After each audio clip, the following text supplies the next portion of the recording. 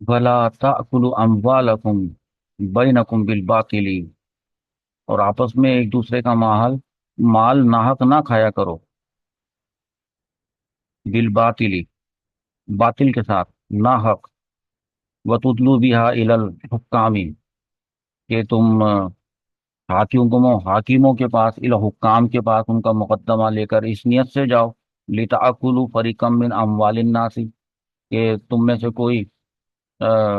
لوگوں کا کچھ مال ناجائز طور پر جان بوجھ کر بالاسم وہ کھا لے، ہڑپ کر لے، وانتم تعلمون، جبکہ تم حقیقت کو جانتے ہو، جبکہ تمہیں پتہ ہے کہ وہ مال کس کا مال ہے۔ یہاں پہ جو بیان شروع ہو رہا ہے، دیکھیے، حضرت عبداللہ ابن عباس رضی اللہ عنہما فرماتے ہیں کہ یہ آیت اس شخص کے بارے میں نازل ہوئی کہ جس پر کسی کا مال ہے، ٹھیک ہے، اور یہ اس نے واپس کرنا ہے، لیکن جو مال کا حقدار ہے اس کے پاس کوئی ثبوت نہیں ہے، تو وہ جب اس سے مال کا تقاضا کرتا ہے کہ میں نے تم کو قرض دیا تھا، تم مجھے واپس کرو، تو وہ کہتا ہے کہ تمہارے پاس کیا ثبوت ہے کہ تم نے مجھے دیا تھا؟ حالانکہ جب یہ مانگ رہا تھا،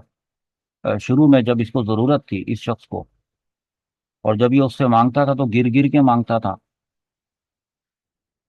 اور اس پر ترس کھا کے اس نے اس کو دے دیا تھا، قرض دے دیا تھا۔ اب بعد میں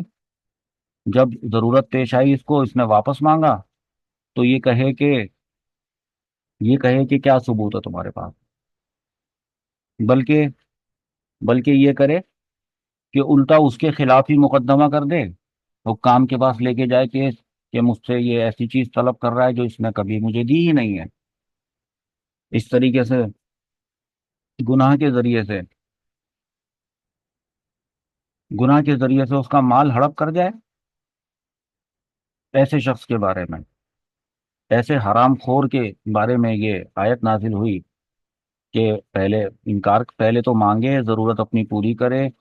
اور اس کے بعد انکار کر دے، بلکہ حاکم کے پاس جا کر بری ہو جائے، حالانکہ وہ جانتا ہے کہ اس پر واجب ہے، اس پر اس کا حق ہے، مار رہا ہے اس کا وہ مال، حرام کھا رہا ہے، اپنے پیٹ میں، اپنی اولاد کے پیٹ میں حرام بھر رہا ہے، وہ جانتا ہے۔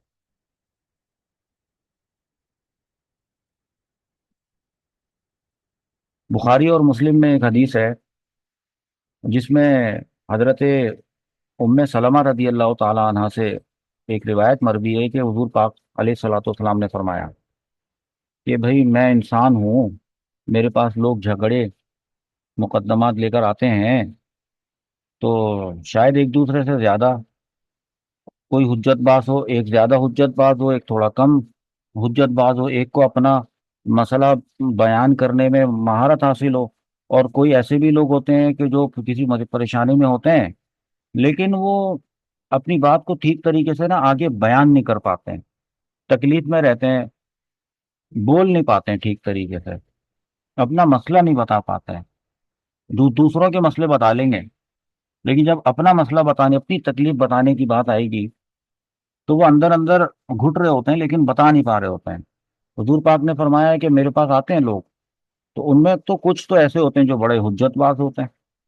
اور میں ان کی چکنی چپڑی تقریر سن کر کیا میں ان کے حق میں فیصلہ کر دوں؟ حالانکہ در حقیقت میرا فیصلہ کیا واقع کے خلاف ہو جائے تو سمجھ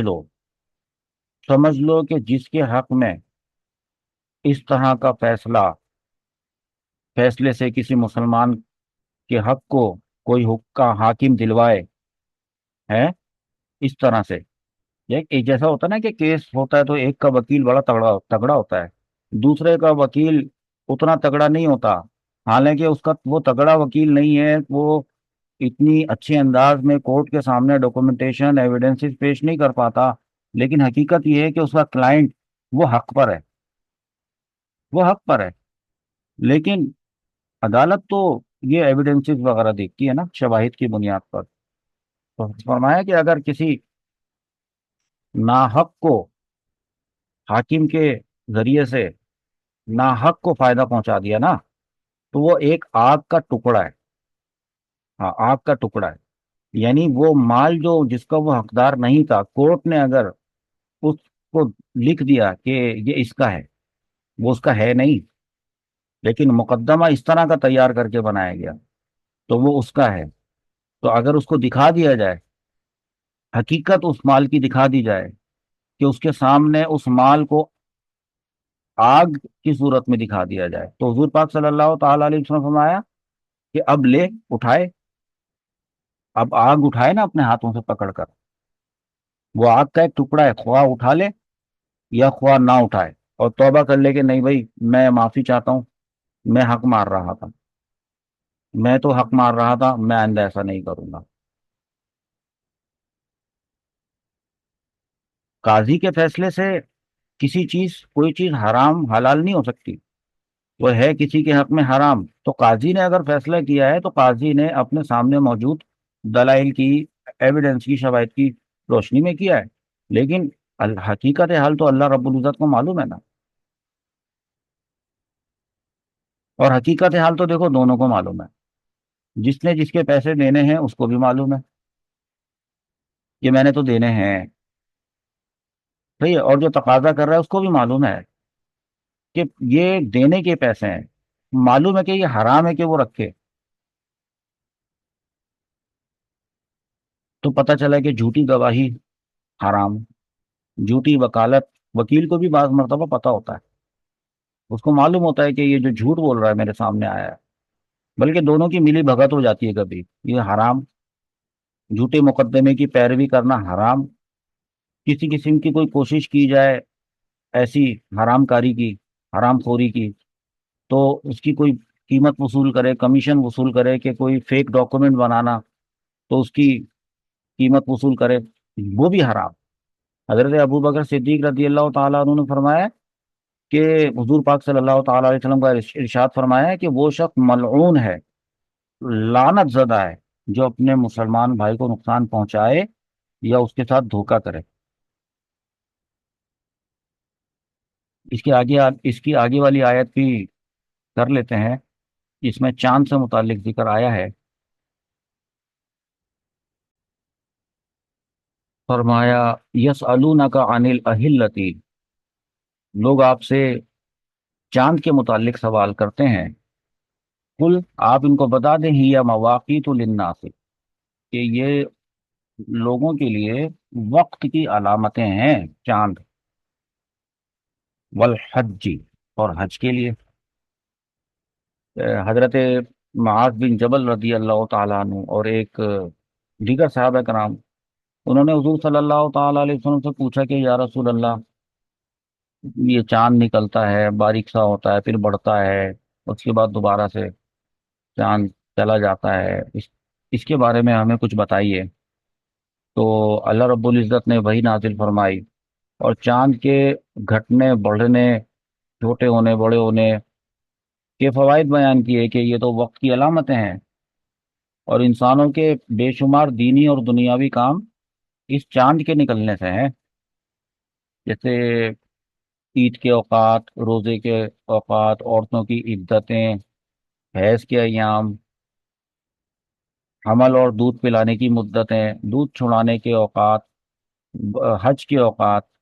क्योंकि शुरू में जब चांद निकलता है ना, तो चांद बड़ा बारीक सा होता है, तो देखने वाला को पता चल जाता है कि ये चांद की पहली तारीख है। और फिर ये जान लेता है कि ये इब्तिदाई तारीखें चल रही हैं। और जब चांद पूरा रोशन हो जाता है तो पता चल जाता है कि भाई ये महीने की दरमियानी तारीख है, आधा महीना गुजर चुका है। और जब फिर चांद घटना शुरू होता है तो पता चलता है महीना खत्म हो रहा है, हो रहा है। और होते होते चांद छुप जाता है, तो पता चल जाता है महीना खत्म। तो फिर महीनों से साल का हिसाब होता है। आगे फरमाया, वलैसल बिर्रु, ये कोई नेकी नहीं, बि अन ताअतुल बुयूता मिन जुहुरिहा, कि तुम घरों में पिछली दीवार से घुसकर आओ, पीछे से घरों में घुसकर आओ। वलाकिन अल बिर्रा मन इत्तका, असल नेकी तो डरना है, तकवा है। तो अब हुक्म आया है कि वह अतुल बुयूता मिन अबवाबिहा, घरों के पीछे की दीवारों को फलांग कर आने के बजाय जो घर के दरवाजे होते हैं उनसे घर में दाखिल हुआ करो, घरों में उनके दरवाजों के जरिए से आओ। वत्तकु वत्तकुल्लाह लअल्लकुम तुफ्लिहून है, अल्लाह ताला से डरते रहा करो इस उम्मीद पर कि तुम फला पाओ। अब ये घरों में पीछे पीछे की दीवार के जरिए से घर में दाखिल होने से जो मना किया, और ये कहा कि इंसानों की तरह घर के सामने से ही जो दरवाजा होता है उसी दरवाजे से आओ, तो इसके पीछे बात क्या है इसको भी सुन लीजिए।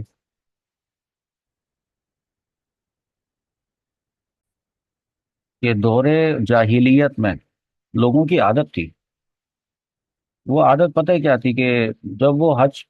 करने का इरादा करते थे तो हज के लिए जब वो एहराम बांध लेते थे